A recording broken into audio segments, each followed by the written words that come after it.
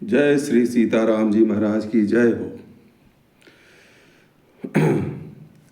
भगवत प्रेमियों, गोस्वामी तुलसीदास जी ने श्री रामचरितमानस की रचना की, जिसमें उन्होंने भगवान श्री राम को परम ब्रह्म परमेश्वर का अवतार बताया और सिद्ध भी कर दिया।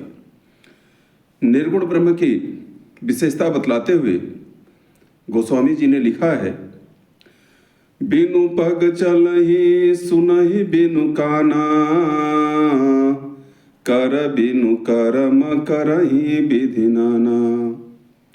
आनन रहित सकल रस भोगी, बिनु बाणी बक्ता बड़ जोगी। निर्गुण ब्रह्म कौन है? बिनु पग, निर्गुण ब्रह्म के पास पैर नहीं है लेकिन फिर भी गमन करता है, चलता है। सुनहि बिन काना, उसके पास कान नहीं है लेकिन फिर भी सबकी बातों को सुनता है। हाथ नहीं है लेकिन अनेक प्रकार के कर्म को करता रहता है। आनंद नहीं है लेकिन सभी प्रकार के रसों का स्वादन करता है। और बिना वाणी के ही वह इस प्रकार से बोलता है जैसे कोई योगी लोग मानसिक तरंगों से बात करते हैं।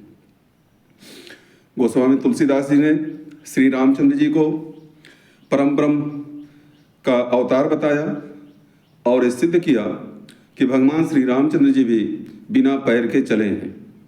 कहाँ प्रसंग आता है कि एक बार जननी अनवाए, कर सिंगार पलना पौढ़ाए। निज कुल इष्ट देव भगवाना, पूजा हे तो किन्ह यसनाना। एक बार माता कौशल्या ने भगवान श्री रामचंद्र जी जब बालक थे उन्हें स्नान करा करके पलना में पौढ़ाकर सुला करके वह पाकशाला में चली गई और जहाँ भोजन बन रहा था वहाँ जाकर वो देखती हैं कि रामचंद्र जी उस भोजनालय में भी दिखाई दे रहे हैं। भयभीत होती हैं और आकर के देखती हैं तो पालना में भी सोए हुए दिखाई देते हैं। तो यहाँ वहाँ दुई बालक देखा, मति भ्रम मोर कियानुभिषेका। कौशल्या जी देखती हैं कि पालने में भी राम हैं और जब जाकर देखती हैं तो वहाँ भोजनशाला में भी राम हैं। दोनों जगह राम को देख करके माता कौशल्या भयभीत हो जाती हैं कि ऐसा कैसे हो सकता है। गोस्वामी तुलसीदास जी ने यह दिखाया कि वह बच्चा, छोटा सा बच्चा जो बिना किसी सहारे के एक स्थान से दूसरे स्थान नहीं जा सकता, वह भोजनालय में भी है और पलना में भी सोया हुआ है। अर्थात यह परम ब्रह्म है जो बिना पैर के एक स्थान से दूसरे स्थान चलने का काम किए। सुने बिनु काना, बिना कान के उन्होंने कहाँ सुना है। यह बात आता है, यह प्रसंग आता है जब भगवान ने बाली का वध किया था और बाली का वध करने के बाद बाली ने उनसे कहा कि प्रभो, मैं तो आपका कोई बैरी नहीं था, आपने मुझे क्यों मारा।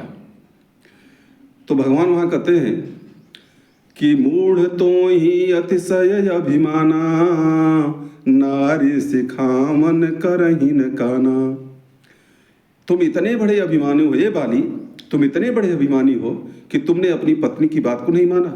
तुम्हारी पत्नी जो समझा रही थी, जब अंतःपुर में सुग्रीव बाली को ललकारने के लिए अंतःपुर के दरवाजे तक गया, उस समय बाली क्रोधातुर होकर के दौड़ा सुग्रीव को मारने के लिए। तो उसकी पत्नी तारा ने कहा था कि हे पति, आप युद्ध करने मत जाइए, क्योंकि मैंने सुना है कि वह राम और लक्ष्मण हैं जो कि सुग्रीव से मित्रता कर चुके हैं, इसलिए ऐसे समय में सुग्रीव से युद्ध करना ठीक नहीं है। भगवान वही याद दिलाते हैं कि तुम्हारी पत्नी तुम्हें समझा रही थी तो उसकी बात को क्यों नहीं मानी। इतने अभिमानी थे कि अपनी पत्नी की बात को स्वीकार नहीं किया। तुलसीदास जी ये कहते हैं कि भगवान श्री रामचंद्र जी उस समय वन में थे और यह जो वार्तालाप हो रहा था बाली और तारा का, वह जो है वह जो है अंतःपुर में हो रहा था। इसलिए जो है कानों की एक क्षमता होती है कि वह एक निश्चित समय तक आवाज़ को सुन सकते हैं, निश्चित दूरी तक की आवाज़ को सुन सकते हैं, लेकिन इतनी दूर तक सुनने का काम परम ब्रह्म ही कर सकता है।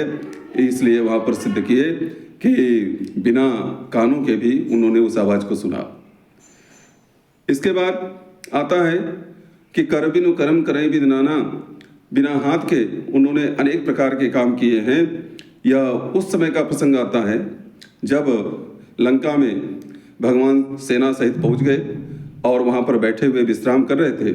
उसी समय लंका के शिखर पर रावण मंदोदरी के साथ बैठा हुआ निश्चरों का अखाड़ा हो रहा था और वहीं देख रहा था। तो रह करके मंदोदरी के कानों में लगा हुआ कुंडल चमकता था, जिसको देख करके बंदर भालुओं को बड़ा ही आश्चर्य होता था और लगता था कि जैसे बरसात हो जाएगी, बिजली चमक रही हो। भगवान ने रावण के अभिमान को समझ करके कि जिसका शत्रु उसके सिर पर सवार हो, युद्ध करने के लिए तत्पर हो, ऐसे समय में भी वह मनोरंजन कर रहा है, अर्थात यह दिखाना चाहता है कि ऐसे शत्रु की मुझे कोई परवाह नहीं है। भगवान ने अपना बाण संधान किया, किसी ने भी नहीं देखा कि तरकस में से बाण कब गया, और वह जाकर के रावण के मुकुट को और मंदोदरी के कर्णफूल को नीचे गिरा करके और फिर भगवान का बाण आकर के प्रवेशे वाय निसंग, उनके निसंग में आकर के प्रवेश कर गया। इस प्रकार से हम ये कह सकते हैं, तुलसीदास जी ने यह सिद्ध कर दिया कि भगवान राम सामान्य राम नहीं बल्कि परम ब्रह्म परमेश्वर के अवतार हैं, जिन्होंने जगह जगह पर अपने अवतार होने का प्रमाण दिया, लेकिन उन्होंने अपने मुंह से कहीं भी नहीं कहा कि मैं जो है परमेश्वर का अवतार हूं। पूरे रामचरितमानस में आप देखेंगे 2 जगह उन्होंने अपना चतुर्भुज रूप दिखाया था। एक माता कौशल्या के सामने जब प्रकट हुए, भय प्रकट कृपाला दीन दयाला कौशल्या हितकारी, उस समय जब प्रकट हुए तब भगवान चतुर्भुज रूप में थे। और दूसरा जब सुतीक्षण तपस्या कर रहे थे तो उस समय सुतीक्षण के हृदय में भी भगवान ने चतुर्भुज रूप दिखाया। तुलसीदास जी ने लिखा कि हृदय चतुर्भुज रूप दिखावा। इन 2 जगहों पर रामचंद्र जी ने अपने ब्रह्म होने का प्रमाण दिया और यह बताने का प्रयास किया कि हम ही ब्रह्म हैं जो कि नर के रूप में अवतार लिए हैं। उन्होंने कहीं भी अपने को नारायण सिद्ध करने के लिए अवसर नहीं दिया।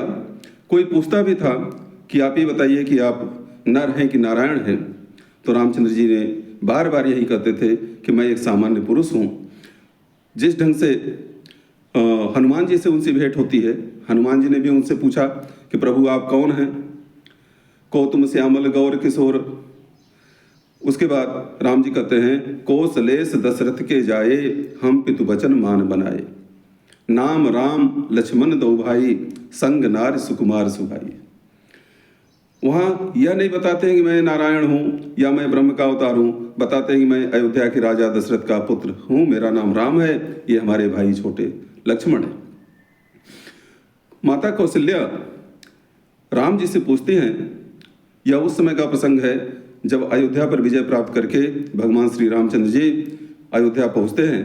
तो उस समय कौशल्या माता पूछती हैं कि राम यह बताओ कि तुम हो कौन, तुम्हारे यह कर्तव्य देख करके, तुम्हारे ये कर्म देख करके सकल अमानुष कर्म तुम्हारे, जितने भी तुम्हारे कर्म हैं वह मनुष्य के योग्य नहीं लगता है। यह बताओ कि तुम मेरे पुत्र राम हो कि परम ब्रह्म परमेश्वर हो। तो भगवान राम कहते हैं कि माता मैं आपका पुत्र ही हूँ। तो कौशल्या माता ने पूछा कि अगर मेरे पुत्र हो तो ऐसे अलौकिक कर्म कैसे कर लेते हो। तो भगवान ने जवाब दिया कि माता पिता के आशीर्वाद से पुत्र कठिन से कठिन कार्य को भी आसानी से कर सकता है। मैं जो कुछ भी किया वह सब ब्राह्मणों की कृपा, गुरुओं का आशीर्वाद और आप लोगों की आशीर्वाद था, जिसकी वजह से मैं रावण पर विजय प्राप्त किया। इस प्रकार से तुलसीदास जी ने रामचरितमानस में भगवान राम को परम ब्रह्म परमेश्वर का अवतार बताए, जो कि नाना पुराणों में, अनेक प्रकार के वेदों पुराणों में भी यही वर्णन किया गया है। उसी को लेकर के तुलसीदास जी रामचरितमानस की रचना किए। यह श्री रामचरितमानस हमेशा स्मरणीय है, आदरणीय है, सम्माननीय है। इसमें जीवन के सभी संघर्षों का, जीवन में जो भी समस्याएं आ सकती हैं, सभी समस्याओं का समाधान इसमें दिया गया है। कोई ऐसा मनुष्य के जीवन में समस्या हो ही नहीं सकती जिसका समाधान रामचरितमानस में न हो। आचार्य शुक्ल ने तो यहाँ तक कहा था कि अगर दुनिया के जितने धार्मिक ग्रंथ हैं सबको नष्ट कर दिया जाए, केवल रामचरितमानस बचा रहेगा, तो फिर से सभी धार्मिक ग्रंथों का सृजन किया जा सकता है। ऐसा श्री रामचरितमानस जो आदरणीय है और उसका पाठन, मनन, श्रवण करने योग्य है।